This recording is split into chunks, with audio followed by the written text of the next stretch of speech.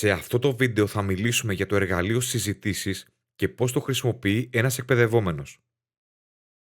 Το εργαλείο συζητήσεις είναι ένας τρόπος αλληλεπίδρασης μεταξύ εκπαιδευτή και εκπαιδευόμενου. Το εργαλείο λειτουργεί με τον εξής τρόπο. Ο εκπαιδευτής αρχικά φτιάχνει περιοχές συζητήσεων.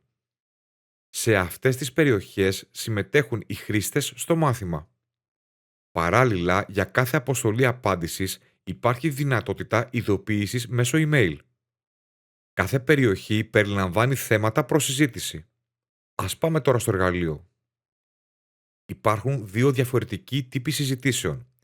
Οι γενικές συζητήσεις στο άνω μέρος και οι συζητήσεις ομάδων από κάτω. Σε κάθε περιοχή κάποιος μπορεί να δει τον τελευταίο αποστολέα, τον συνολικό αριθμό αποστολών και τον αριθμό θεμάτων.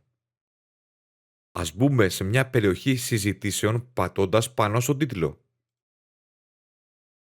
Για να ενεργοποιήσουμε τις ειδοποιήσεις σε μια περιοχή συζητήσεων, πατάμε το γρανάζι πάνω δεξιά και μετά ενεργοποίηση μέσω email αν σταλούν απαντήσεις.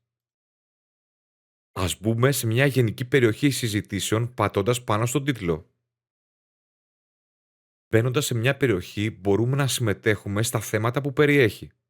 Στην οθόνη περιοχή της συζήτησης βλέπουμε αρχικά σε λίστα τα θέματα που περιλαμβάνει. Μπορούμε να δούμε σε κάθε καταχώρηση θέματος τις παρακάτω πληροφορίες. Τον αποστολέα κάθε θέματος, πόσες φορές διαβάστηκε το θέμα και πότε μπήκε η τελευταία απάντηση. Μπορούμε να ενεργοποιήσουμε ή να απενεργοποιήσουμε τις ειδοποιήσεις ανά θέμα πατώντας την αντίστοιχη επιλογή στο κουμπί γρανάζι δεξιά από την καταχώρηση θέματος. Για να διαβάσουμε τα μηνύματα σε ένα θέμα, πατάμε στο όνομα του θέματος. Κάθε θέμα περιέχει μηνύματα από χρήστες. Τα μηνύματα διαβάζονται από πάνω προς τα κάτω. Δηλαδή τα πιο πρόσφατα είναι στο κάτω μέρος της σελίδας. Εδώ έχουμε κάποιες επιλογές προβολής. Μπορούμε να έχουμε ομαδοποιημένη προβολή ή ταξινόμηση με ημερομηνία.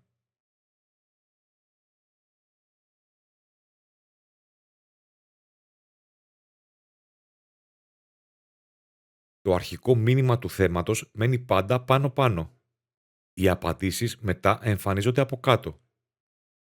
Ας δοκιμάσουμε τώρα να απαντήσουμε σε ένα μήνυμα. Για να στείλουμε απάντηση σε συγκεκριμένο μήνυμα, πατάμε το κουμπί απάντηση. Γράφουμε το μήνυμά μας μέσα στο πλαίσιο κειμένου.